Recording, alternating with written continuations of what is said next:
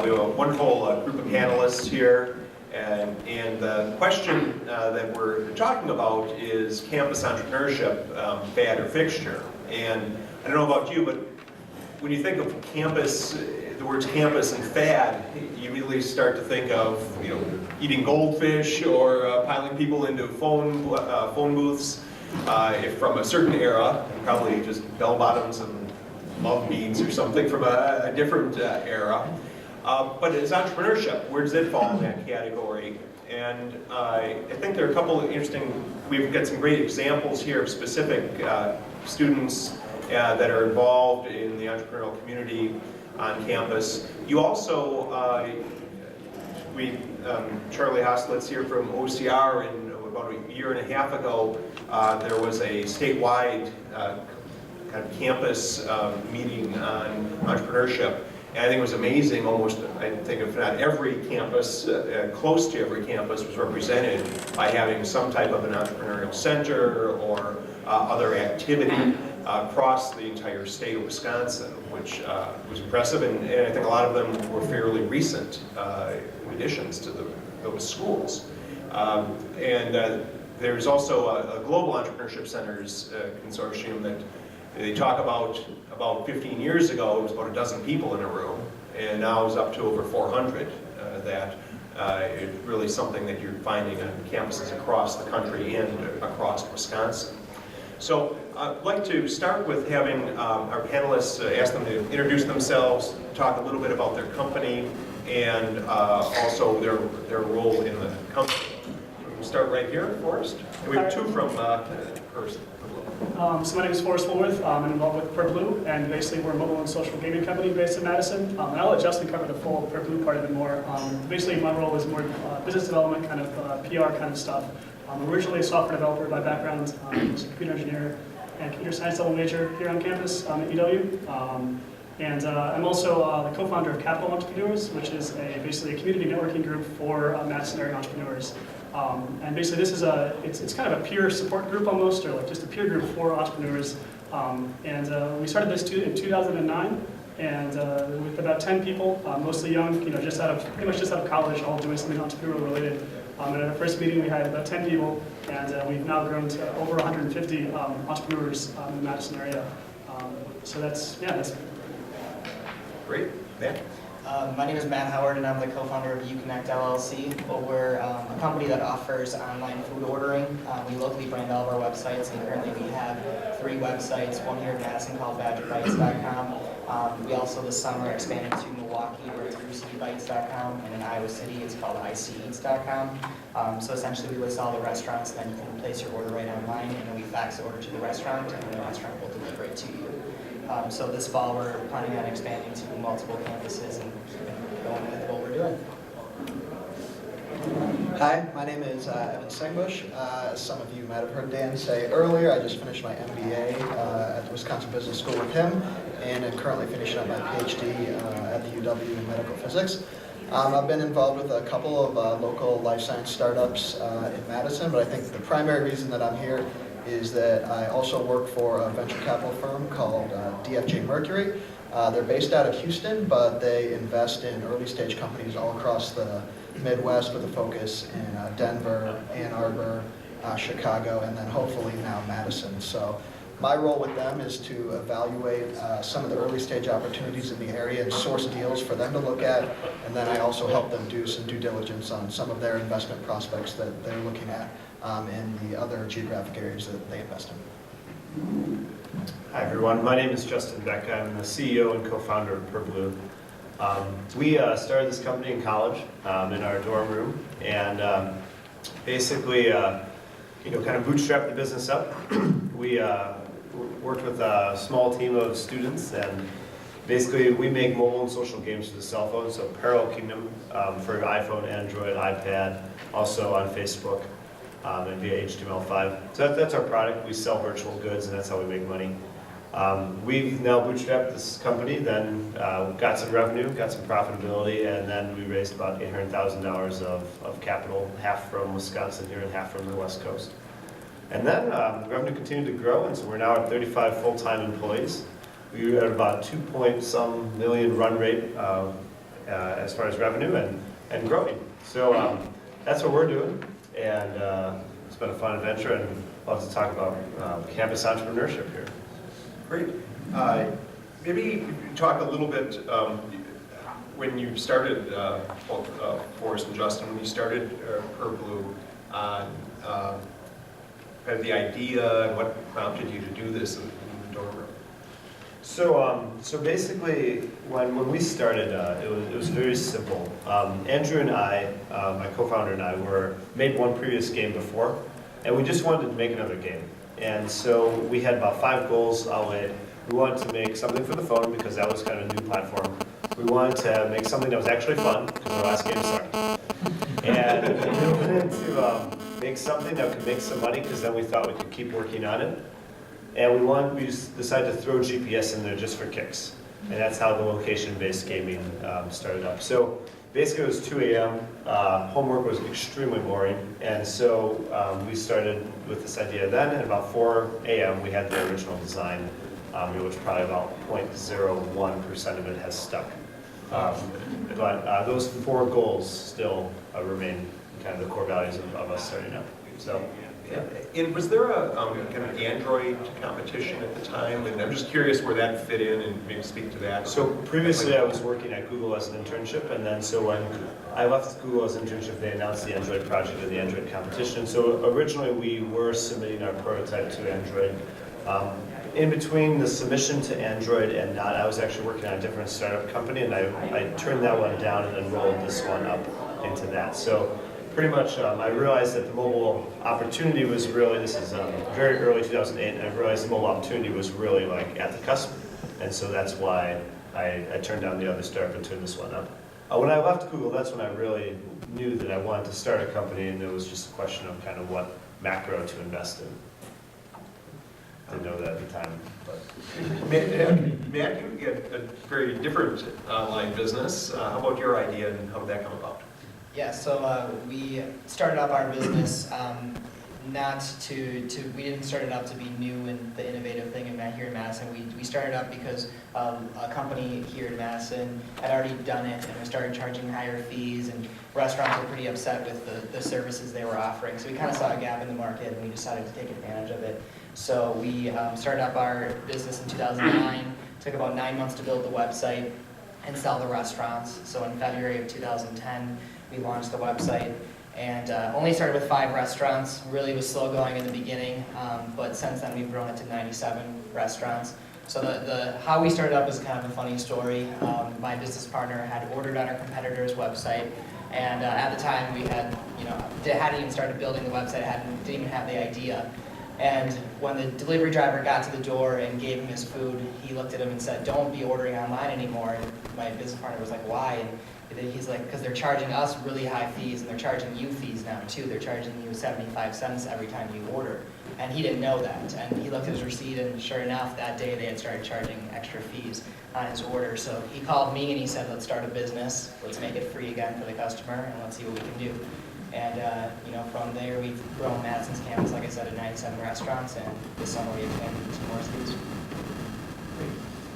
Now, Forrest, you mentioned work through Capital Entrepreneurs, both as firsthand entrepreneurial knowledge, but also through Capital Entrepreneurs, you're seeing a lot of other campus startups. Where are you seeing some of those ideas coming from? It's definitely wide ranging. There's definitely a lot of different people involved. Everything from people, on campus, or young campus people, or just newly graduated who are working on stuff. And I guess I would say that it's a lot of just good ideas overall. And people, the younger people are, it's a little bit more naive. They need to get more into the whole entrepreneur scene and kind of to get a better grasp of stuff. So it's a wide facet. And as far as particular locations, are you on campus stuff in particular, or any ideas are actually coming? Kind of the folks you're seeing in Capital Entrepreneurs, the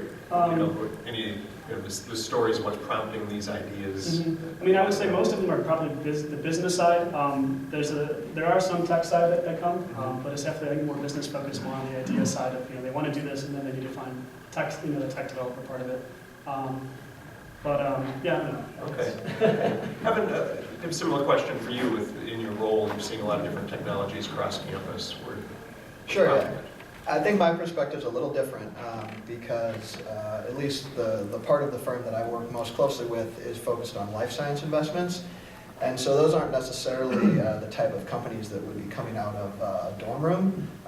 Typically it involves a lot longer time period, a lot more sophisticated equipment and dollars and things like that. So the majority of the opportunities we see come out of well-established labs from the UW. And there's several professors. I wouldn't say there's any particular department that tends to do better than any other, but there are a number of professors across campus that have a track record of developing technologies that can ultimately be spun out into something that can be commercializable. And once you start to meet a couple of these people, it's a pretty close-knit network, and you start to understand who the people are who are actively engaged and taking the research that they're doing with their grant funding from their lab and spinning that out into something that could potentially be an early stage company. Not to say that there aren't students involved, certainly there are. On the day-to-day basis, a lot of these labs, their operations are run by undergrads or graduate students that are doing the work, but a lot of our initial contact, at least, is with that established faculty member who is a leader in their field. A couple of the programs on campus that we interact with that have been helpful for us, obviously we regularly keep in touch with WARF because almost all the companies we look at need some sort of intellectual property protection, which WARF typically handles.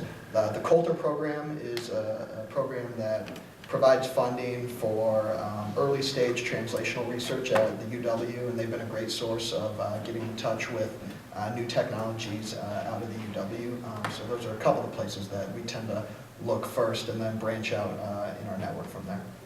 So Dan, to answer the question with the capital entrepreneurs a little bit. So what I see is there's probably like three major categories. There's the bitchers, and the bitchers are the ones who have a problem that they hate, something that in the world that they hate, and they want to fix it.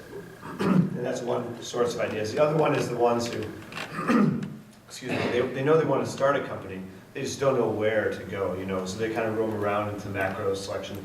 And the other ones who know they found a macro that they love, and they're trying to figure out a product position and what they're going to build to serve in those things. So I would say the ideas that Forrest and I see, that's kind of where we see it come threefold.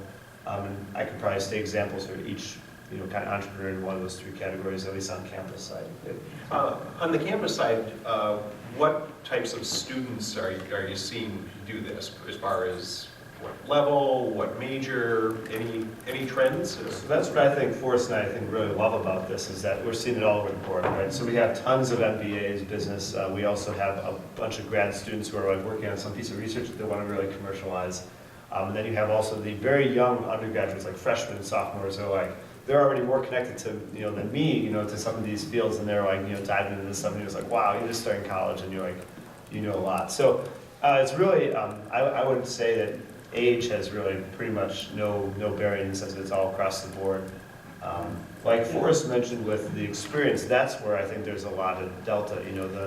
Once they've kind of been through the ringer a few times, they evaluate markets and positions a lot more effectively, or whatever, whereas kind of like when we jumped in, we had no clue, right? We just kind of here, let's jump here, and let's do this. And so it's pretty easy to tell, the novices versus the ones who've kind of been down the block a few times, but it's all good work.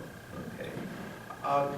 Matt, when you started the business, you were obviously hoping it would be successful and assuming that, it would be, but was there a point where something happened where it gave you a lot more confidence that, hey, maybe we are onto something, this is actually going to work? Well, Dan, I think you know the answer to that, but I think definitely for our business, it was when we won the Braille Business Plan competition.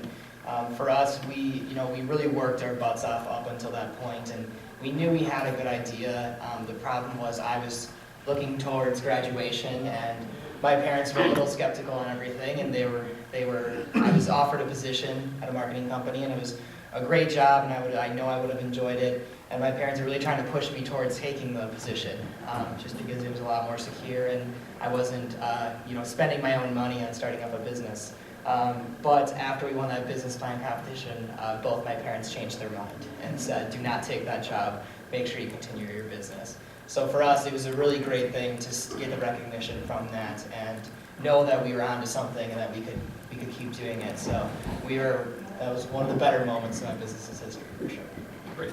Yeah, it reminds me of a story of, I remember talking to one of the Winery alums who said that his parents didn't talk to him for a week after he decided he was going to do his startup instead of taking a job with Kimberly Clark in the finance department, because they just said, why did you get your MBA if you're going to turn down a great job like that to do this? Sometimes parents just need to be pushed. Yeah.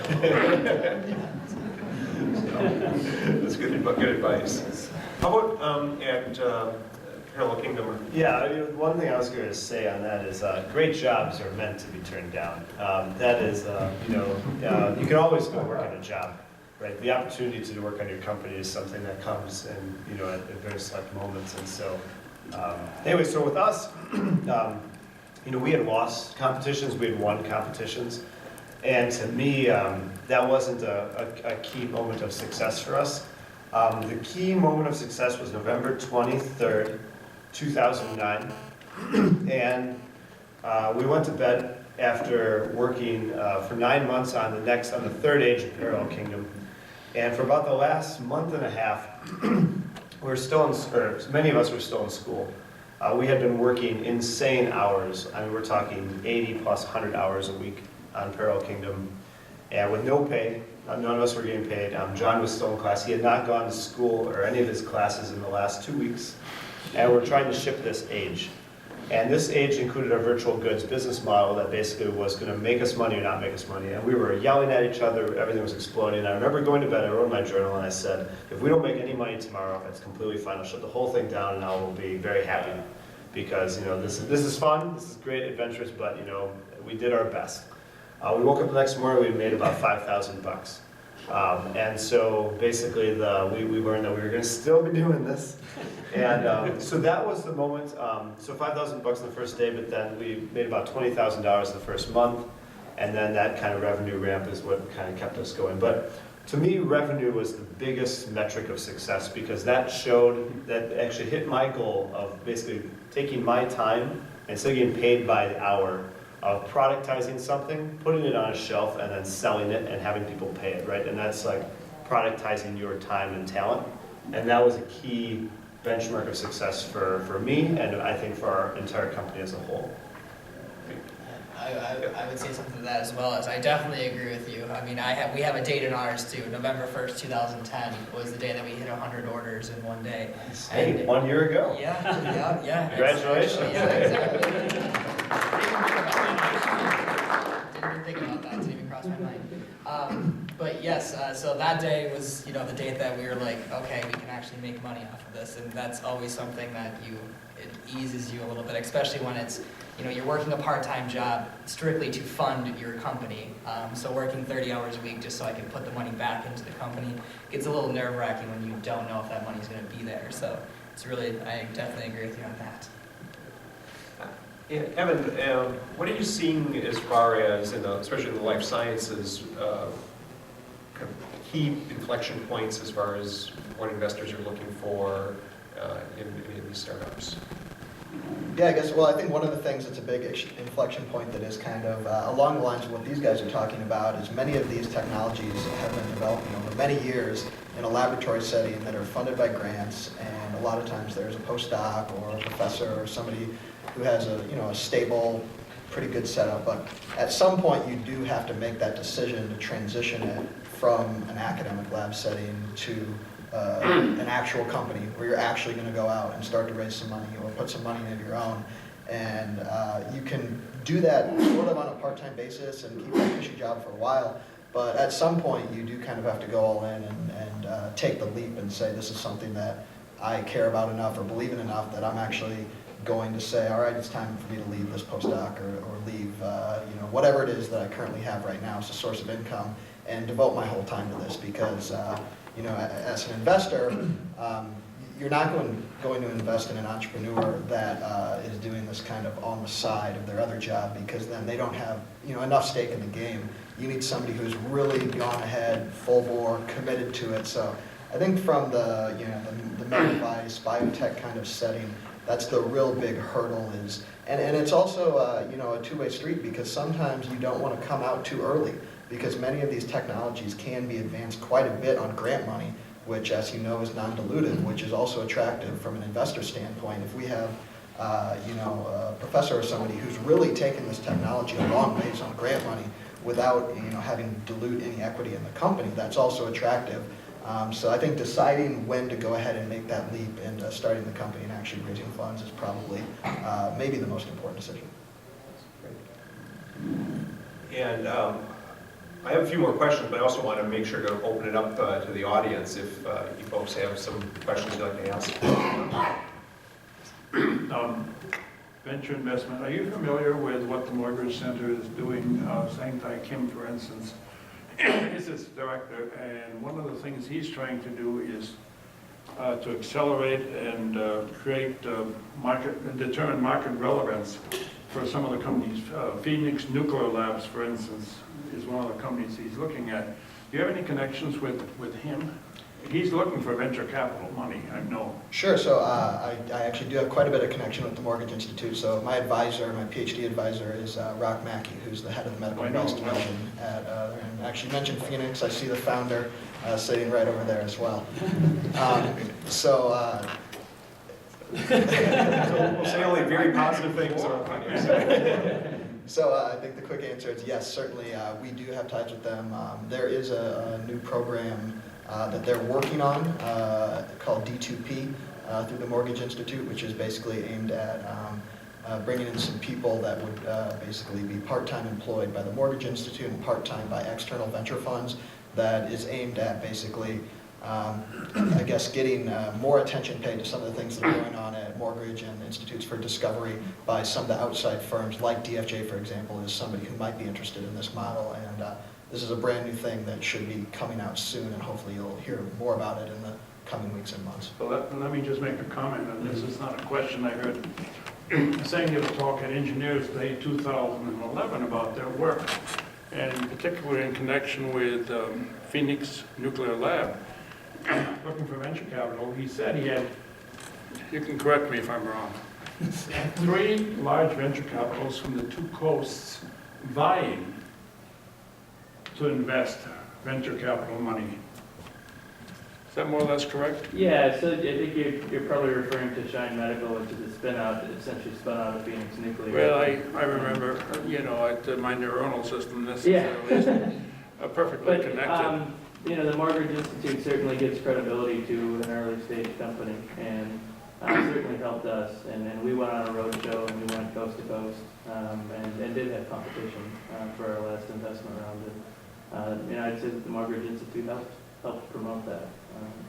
They don't directly invest, at least at this point in time, but they are good partners in helping to do that. In fact, Rock, went on the road with us a few times. So I think they're trying to provide market relevance and accelerate the startups. Yeah, they want to pick a few companies that they think are going to be to market quickly and help push them.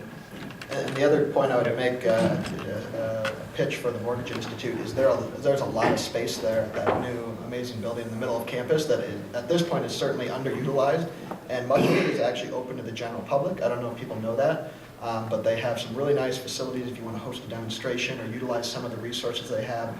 Rock's lab has some rapid prototyping abilities that are unique and amazing, and I think at this point there's not enough awareness, so if anybody has any interest, I would certainly encourage you to get in touch with them. That's the Wisconsin Institute for Discovery building. If people from out of town or maybe haven't seen it right on University Avenue. Beautiful, beautiful space. A couple good restaurants too in there. And good ice cream as well. Yeah. Questions? Just a really quick, what are the costs to use those resources, like as an entrepreneur? As far as I know, they're free. But these the ground floor. Sorry, not down in the basement. Like the prototyping facilities, I don't think that would be free, but I Is it think the town center, is it what you're talking about? Or on the higher levels? on the higher levels, there's some laboratory areas that I know can be reserved by the general public. My understanding is that it's free, but don't quote me on that. I could be wrong. Do we want to? No. No? Okay. Never mind. It's not. Sorry. And we are going to a building structure for using the town center. And it's, it's fairly reasonable building, but in order to cover the costs get a set up. Any questions? Yes. From what you've seen among your peers, primarily where are the students getting the business financial legal advice? Oh, that's a good question. So the question is among the peers, where are the students getting the business, financial, and legal advice? I mean, I can take that a little bit. So when it comes to legal advice, I mean, we were definitely, didn't really know what we were doing in the beginning. We were just like, let's start a business. Okay, let's go. But with being a student, we had a lot of resources at our disposal. And I wish if I had one recommendation for students that are starting in a business, it'd be early on, look for those resources. Don't wait till after you start to find those resources. So for us, we were accepted into the, I believe, I think what it's called, but it's Law and Entrepreneurship. Law and Entrepreneurship Clinic, where we got free legal advice from last semester law student who is now our lawyer. He's done some great work for us, and it really helped us with, okay, so our finances, this is where we're sitting, and he gave us a lot of financial advice as well. So for us, it was drafting up all the contracts and getting everything ready for restaurants. It was a huge help for us, and it was something we wouldn't have been able to afford if we didn't have that resource. So it's definitely something that students should be looking into, and grad, of all ages. I know it's not just for undergrad, it's for anyone. So my answer is, so where are they looking? So they're looking at Law and Entrepreneurship Clinic. They're looking at their friends. They're looking at their, sometimes their parents have networks that they introduce themselves to like someone on the finance side. I'm going to answer the question a little differently in the sense of what should they do? The really smart ones are the ones who are building out their mentorship network and getting advisors and kind of sinking in their teeth. The other really smart ones are getting connected to the angel groups in the area, and then pitching if they can, not to actually even get the money, even if but just to get the connections, right, to get the exposure to show this is milestone point A, and then when they pitch again in 6 months, and they might actually be looking for money, then milestone point B. The other ones are showing up capital entrepreneurs and tapping into the peer-to-peer network of advisors. But the biggest thing that I would say is that it's so hard. The learning curve is so steep per month that you need a really good group. Excuse me, I'm sorry. You need a really good group of advisors, and you need to always be rinsing and recycling your mentorship connections. And so that's why even formal advisory boards I feel are not necessarily the wisest thing, because it makes it too formal when you have to kick people out. It's easier just to tap into resources as you go and just call them up on their cell phones as you need the different advice. So I would say the best advice comes from person to person, really making acquaintanceships into a friendship, into a mentorship is my. Yeah, and I would say, that's one of the big things capital entrepreneurs, that we find very valuable about it is, it's a peer of people who are in the same situation. There are other entrepreneurs from a very wide range of skills, and also experience levels. So it's good to get the peer connection, just to ask advice and stuff like that, and then refer you to who would be best to talk to. And also the Entrepreneurial Resource Center on campus, actually in the Wisconsin Institutes for Discovery building, is a good, at least a good entry point for getting advice. They're hooked up with the Law and Entrepreneurship Clinic and stuff too. They have entrepreneurs and people on staff, for most of the day, I think. At that building, that they can answer some basic questions and get you directed to some campus resources in particular. So, Great. Other questions? It seems to me that a lot of student companies are computer-based, and I suppose that's a very easy way to start, not expensive and the like. Do you have any idea how many of these companies actually turn out to be successful, let's say, compared to other type of ventures? What's your definition of success? What? What's your definition of success? What's your money? How much money? How much you want? well, revenue or No, I funding? mean, you have to call it whether you're successful or not. So let me, between Forrest and I, so here's my pitch on this. So kind of coming into Fat or Fixture, the key thing is that entrepreneurship is extremely attractive to students because they're kind of creating their own jobs. When it comes down to starting up companies, the amount of revenue you can make, the amount of enterprise value you can crank out from your starting costs in IT/software/web startup/gaming/whatever is huge, right? So the fact that with $10,000 in an idea, we created a company that does $2 million a year in revenue in 2 years with like no previous experience at all. I don't know. I think that says a lot to the space as a macro. And to me, as far as like, I see that when I encourage students and they're like, I want to start a company, and they're like, oh, we're gonna make these physical devices. I'm like, dude, I mean, you do realize like, you know, the market you pick really does dictate a lot of what your story is gonna look like. And so with us, you know, it was very important for us to have freedom to create the product, to not be tied into consulting contracts, to not have to work another job to do it, to be able to bootstrap with the little we had and leverage the talent we had to the most extent. So I think that's a fixture. If you look at other big campuses like Austin and Stanford, I mean, this is just the blood that pumps through it. And in Madison, in this area, we have a lot of biotech, but I think you can see a lot more of these IT companies coming up. At least on the bootstrapping side, I think it's true. I mean, the Golden Angels who invested in us, you know, the one of the reasons they loved this deal with us was because, you know, we had already achieved so much with so little. They could put a little money in and watch the results grow. And they invested in lots of biotech companies. It was just like, oh, you just like going through these rounds and you get all this FDIC, not that wrong. FDA, whatever. So anyways, that's my basic pitch for IT and the kind of what's going to happen on campus with that. Yeah, and it kind of, I guess, kind of connecting that too, like it come, you know, with the bootstrapping, since the costs are so low, you know, it allows you to focus more, I would say, and so you don't have to have, you don't have to spend, you know, months raising millions of dollars just to build a prototype. You can actually go and, as long as you're okay not having a salary, you know, your expenses are basically zero, just server costs for the most part, and software and stuff, which are really, really low. So it allows you to focus more on, you know, actually building your product and then, you know, focusing on, you know, shipping your product and actually getting revenue right away. And if you don't have that focus, you will not get it. Like you have to dictate tons of effort in order to do that because it's a really hard problem, right? And that's why, like with a lot of people, I really hate fundraising for a lot of reasons because it distracts, you know, your key leadership.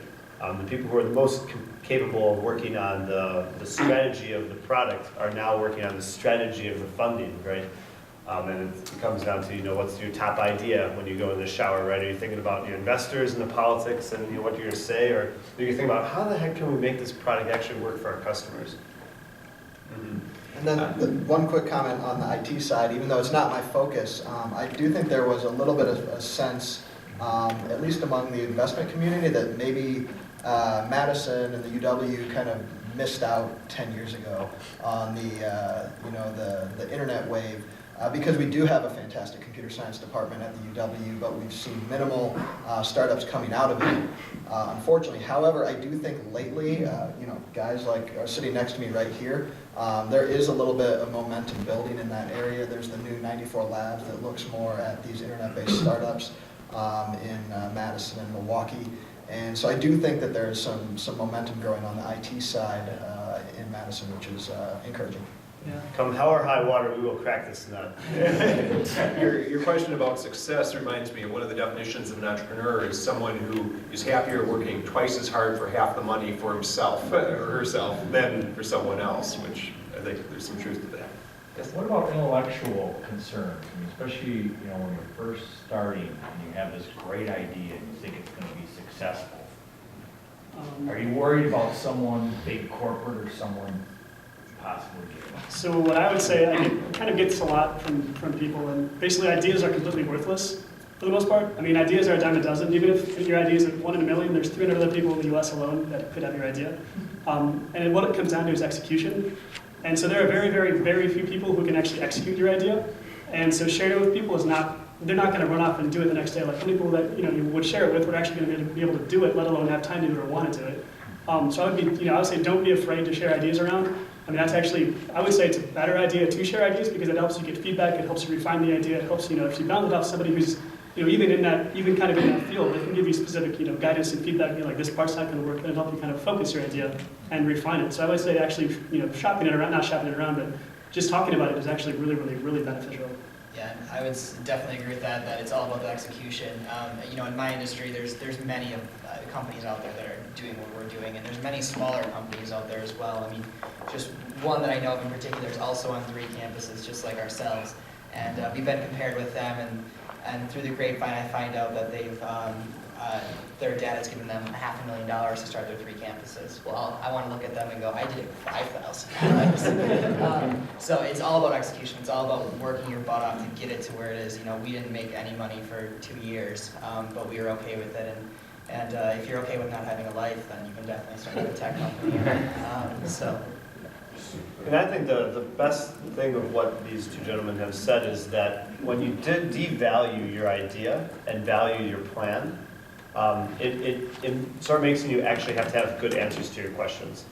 Because I think when people are in stealth mode and they're like, oh, they've got this great idea, you put so much mental value on that idea that you think it's just magically going to work, and it's just lying to yourself.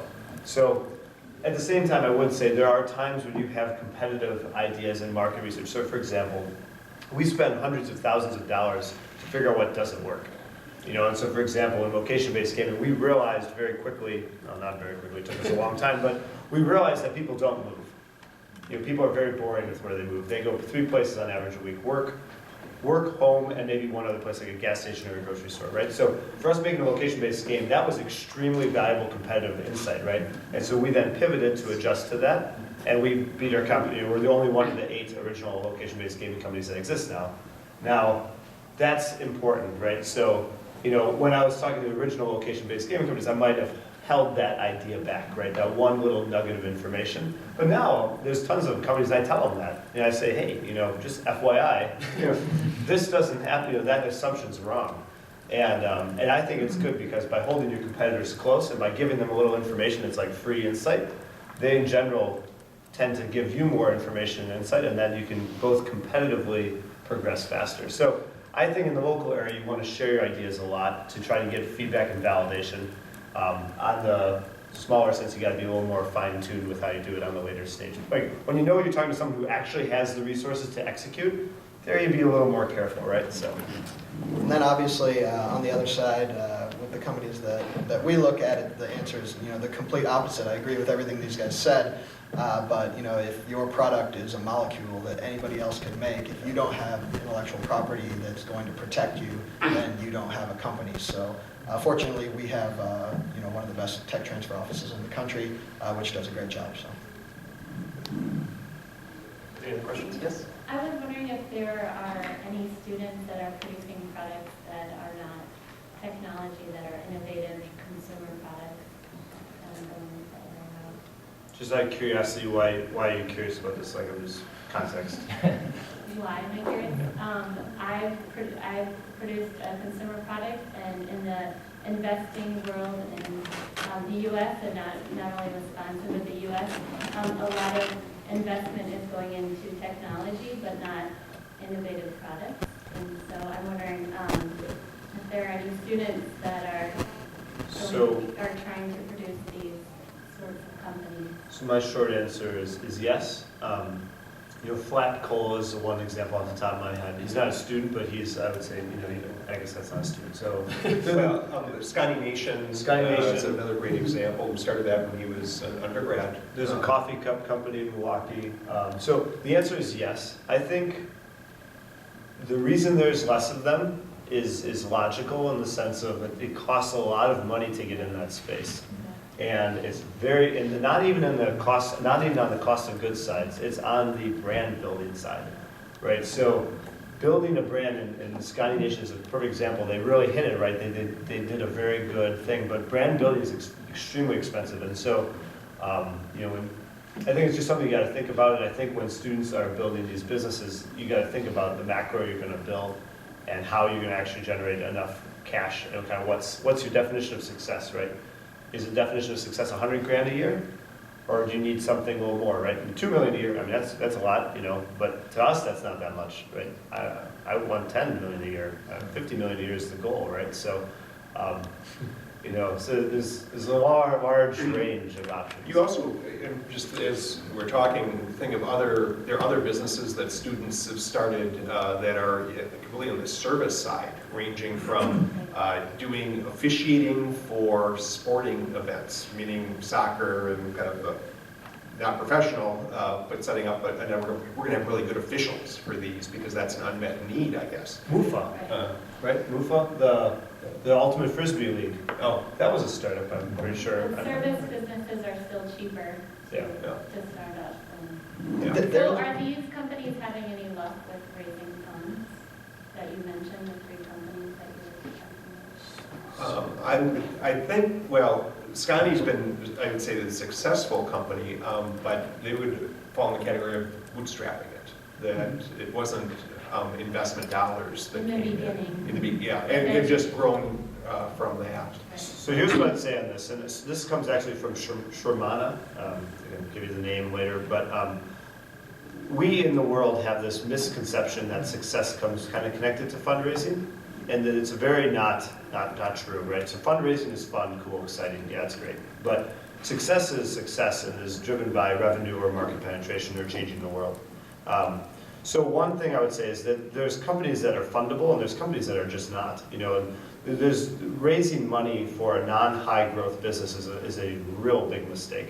And so, and also, you know, raising too little money for a business that needs a lot more money is also another really big mistake. So I think the answer on these consumer good products is, have they been able to have success raising money? The answer is yes. Have they had ability to success in raising the amount of money they need to really deploy and become successful by their definition? I don't know the answer to that one. I would argue maybe 1 or 2 of them has had yes, but probably the rest of them have not. But when answering the question of should I raise money, you're going to have to really address your market segment analysis of what your total market is, your revenue analysis, and then coming down to what kind of enterprise value you think you can crank out with that money. And that's as simple as that. I think we have way too simplistic of a definition of how we look at raising money. We're just like, oh, raising money is success. Like that's just what I naturally do, and the answer is definitely not. And the one thing I would say, I do think that there is money out there for consumables, like consumer goods, like you're talking about. But one of the key things is to kind of build up a customer base initially before you got look for any dollars. One of the companies that I'm not that familiar with, but I saw in the Burrell competition, was the guys that were making the bikes. I don't know how they're doing, but they had ramped up and they were selling like 75 bikes a month, just ordering parts from China and assembling them literally in their dorm room and selling these bikes. I mean, that's the type of company. And then they were starting to build a following here and also in California. And then once you get to that level, then I do think you maybe have a legit chance of going out and talking to some earlier stage investors with a focus in that area. Unfortunately, a lot of the groups in Wisconsin and Madison in particular do have a science tech focus. And I talked to people from Flat and they said, who would you recommend I go talk to? And I kind of drew a blank because I don't, most of the people that I know don't invest in products like that. But my sense is maybe find some high net worth individuals or something like that might be an option to pursue, which are hard to find, of course. Great question, though. And the difference between industries is an important aspect of this. Yes. Just a comment on that and a question for the panel. I think at the Entrepreneurs Conference over the summer, some of the investors were saying that they were hesitant to invest in energy and bioscience and so forth because of long lead time. And they're looking more at IT and consumer products. So I don't remember which ones they were, but I think that's the tendency in this economy. But the question for the panel is, how are you networking with like-minded groups like Capital Entrepreneurs and other cities? I mean, there's been a bigger connection between us and Milwaukee in particular. With the 94 Labs connection also helps because they're in Madison and Milwaukee, operating offices in both and having startups in both. So I mean, Justin and I went to and gave a presentation at one of their the Sprinkler meetup events there, and that's another meetup event. So I mean, I guess there's a lot of focus in Madison and probably our region, Milwaukee in particular, that kind of stuff, establishing that kind of group, I guess. Because can you guys think of any We other? were just in Platteville last week. And Platteville, actually, last week, doing some with their entrepreneurship stuff. So not a lot of connection to Chicago and Twin Cities or in the Valley? Chicago, there's some with White Bank, which is Groupon's venture capital firm. We've been talking with them just from on the capital entrepreneur perspective and entrepreneurship perspective in general. They've been very helpful. So trying to increase those connections is good, and it's been good. But there's a lot of focus on our end just to you know, at least from my perspective, to focus on Madison, getting Madison to be the best as, you know, that it can be, just more internally, I guess. But again, in the end, getting more connection out there will be definitely a good thing. So. Any other questions? For Blue, at what point did you have you actually created your business plan? Did you ever have a formal business plan before one of your rounds of financing? It seems like you kind of jumped in. What's your definition of business plan? A There was 20, one in 30-page document, here it lays it out. Burl. Okay, so, Something like okay, doing a Burl. the real answer to this is, so Brill, we had our first official business plan. That was a 20-page document. I think that was the only 20-page document we've ever had. We've had what I call marketing strategy plans, or basically strategic outlooks, and which I basically lay out a business plan. So the way I kind of did this is I would kind of have these decks that I would have to put together to present or communicate the idea, and also just for myself or company meetings or something like that. So the biggest thing I would say about business planning is it's extremely important to do business planning. It's not very important to put together a 20-page document. What I found even when I do investor pitches now is the fewer slides I have, the better the pitch goes. I mean, the late meetings I used to do, I didn't even bring a deck. I just sat down and said, all right, I sent you an executive summary, what are your questions? And then I basically would go through and answer questions, maybe pull out an iPad with a few pictures. So what I think is important is to have a really thorough understanding of what your strategy is and do the planning process, which is, take the questions the business plan asks and make sure you have answers to them. But writing the document, polishing the language, I just don't see anyone here that wants to spend the time to read all that. Yeah, I would agree. Dan, don't hurt me. This might be sacrilegious to say, just coming out of the MBA program, but certainly I don't think anybody deludes themselves and thinks that an investor is going to sit there and read, 30 pages, for your initial pitch. Now, of course, any company that ultimately gets to that level that you want to be at, yes, you are going to have that polished business plan, but I agree that up front, probably not the best place to spend your time and effort. Certainly your slide deck or your 10-minute pitch is much more important than the document itself. Yeah, I think for my company, we didn't create a business plan until the Burl round one. We went through the Burl twice. Round one, we realized that our business plan was crap. But round two, obviously, it worked out in our favor. So the Burl was a great way to kind of push us to have that polished document. But again, I agree with you. It's all about having the more the strategy behind it and what you're doing. So we never really sat down and created that plan until we had to. But it definitely helped to get it on paper. So, Forrest and I were just going on to Chicago last week, and I was like, we were working on the strategy for Purple next phase, right? And I was like, want to hear the crappiest plan ever? And so that was, by putting together the plan, you basically really realize the flaws in your thinking, so.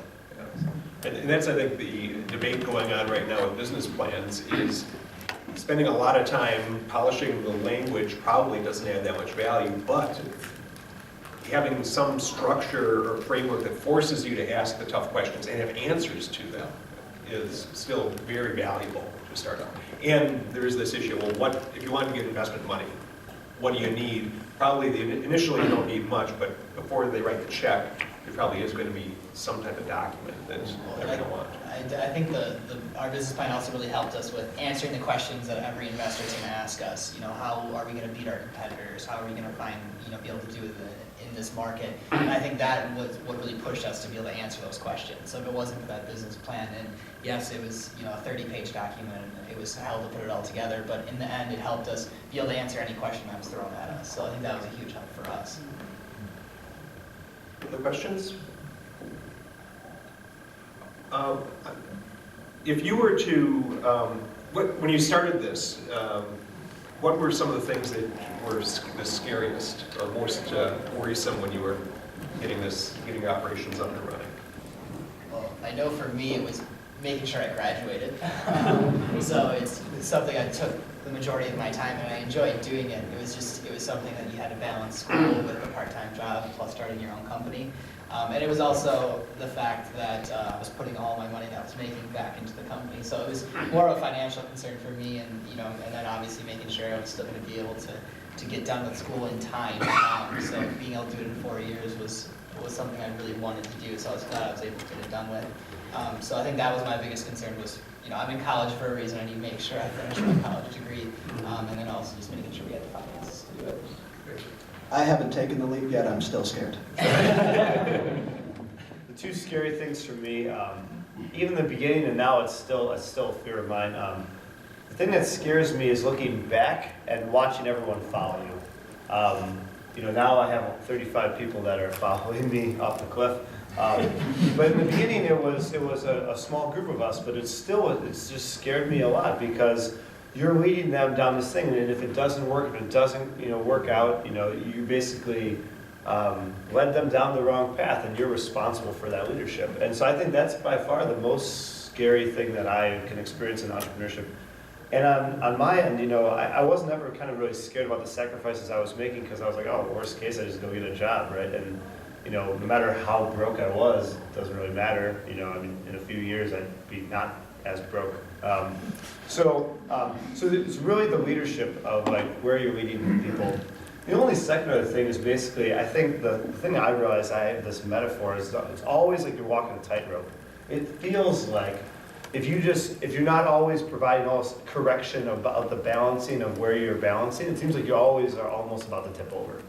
And so I can just remember this, there's like 15,000 things that are pulling you off this rope. And it's a lot of work to keep everything balanced. And it seems like at one point, keeping a team together, that's hard. Keeping the product really laser focused, that's hard. Cranking out revenue, that's really hard. Fundraising, that's hard. Like everything's hard. And so I think that's also scary is when you live your life for years, every day, doing all of that stuff, you get really used to having your adrenaline kind of cranked. So I remember running down mountains, like running down rocky mountains and thinking I'm just doing this for practice because when I go back, I'm going to just have to have my adrenaline cranked like this for the rest of my life. So I think being a little bit of an adrenaline junkie is a little helpful. But if you were to give any advice to campus entrepreneurs that were starting out, what would be the advice you want to give them? I would tell them just to go out and do it. I mean, don't be conservative with your thoughts. I mean, just if you have an idea and you really want to do it, and just put your mind to it and really just go for it. I think that was one thing that in the beginning for me was hard. It was being more conservative and being like, oh, I've got a pretty good idea. Can we make it work? And I wish I could go back and just be like, no, we're going to do this. We're going to go for it. So now we are, and now we're able to, we're happy with our 2 new cities, and we know they're going well. So now we're really going for it. But I think don't be afraid. Like I think you said it perfectly. Is you can always, go get a job. You can always do that. So I think that's my biggest thing. Is you can always go get a job. You can always make sure you're making money somewhere else. But try to do your thing first and really go for it. Yeah, kind of along those lines. Like I said earlier, kind of the execution aspect of it. Don't just complain about something or say, oh, it'd be cool if we do this. Like actually go and just do it. Don't ask questions. Just go and do it. And if you see an idea, want to do something cool, it comes down to execution and actually making an idea a reality. That's the biggest thing. That's how PerBlue came about. That's how Capital Entrepreneurs came about. We saw a need for something we wanted to do, like Capital Entrepreneurs in particular. We wanted to get all of our friends together and have our entrepreneurs and hang out, and so we just did it. Created an organization, and now it's grown. So that happens a lot, and I think that's definitely a key aspect. Is just execution. One piece of advice that I think is important, I'm actually stealing this from some comments that John Nice made at a recent Weiner Center event that really kind of hit home with me, is not to underestimate the importance of actual human conversations with somebody in person or on the phone as opposed to writing an email. I think many people in our generation email is so much easier. You don't have to think on the spot. It's just we're in the habit of writing emails all the time. But I've found, especially in the last 9 months, working with the folks with DFJ and things like that, they always want to call and talk on the phone. And at first I was like, what? Talk on the phone? Just write me an email. Why don't you? I wasn't used to that, but I realized that you don't even come close to kind of finding about all these new opportunities that you would have never gotten out of an email that you'll get if you actually go meet somebody for coffee or have a phone conversation or a beer or whatever it is. I think that you find out a whole bunch of new opportunities that you never would have with these kind of formal emails or things like that. So. And don't be afraid to go and email or call people that are, cold calls and stuff like that. Like if, there's no protocol for who you can and can't talk to, who you're not supposed to talk to. I mean, feel free to shoot an email off or call the CEO of some big company you want to talk with. I mean, the worst they can do is not respond, So I'm going to say some very weird advice. So the first thing I would say is that if you're in college and you're young in college, like freshman and sophomore, the first thing I'm going to say is slow down. Maybe work and spend more time on little projects you're working on, but not necessarily starting your company. And the reason this is maybe work for some startups. Instead of an internship at Google, take an internship at Dropbox, or take an internship somewhere else, right? And then as you get closer to the end of college, then start saying, what market do I want to focus on, and then build your team for your startup. At the end of college, start your company at the end of college, and then go into it. But don't rush through college to get to your startup. And the reason I say that is because college only comes once, and you can do startups the rest of your life. And I think a lot of the very young entrepreneurs get way too tied up into startups, and they make personal life to strategy decisions that are sacrificing, which are bad. But my view is that there's so much education to get in, working for a startup, joining as an early stage employee, working on projects that are working on is the best way of really building up the startup skills. Because startups are marathons and they take years, right? I mean, PurBlue, we're on year 4 of the project, year 3 of, we just had our 3rd year product anniversary, right? And we're in the highest growth, fastest market ever, right? So, I mean, if I was doing that in college and I did that freshman, I would have missed out on my entire college experience. So, the thing that I would say, and I tell us to, slow down in college, Tim, is slow down in college, get into startups when you get to the end. And by all means, leaving college with a startup is great because you're connected to so many smart young people. It's the best place to start your first startup team. But you got to be a little concerned on the early stage. That would be it. Great. Well, we did have the question of, is this campus entrepreneurship fad or fiction? And I'll leave it to the audience to make their own decision on that. But what are your thoughts to that question? I guess what Justin said, being in college is the absolute best time to start something because you have no risk really. I mean, you have no assets to lose. You don't have a mortgage. You don't have a family. I mean, you're in college and that's you have nothing to lose basically. The worst case is you're in the exact same situation you are now. A year from now basically. So I mean, and like Justin said, with slowing down, that's definitely key. Slow down, spend some more time and actually focus on projects. Trying to get something to happen.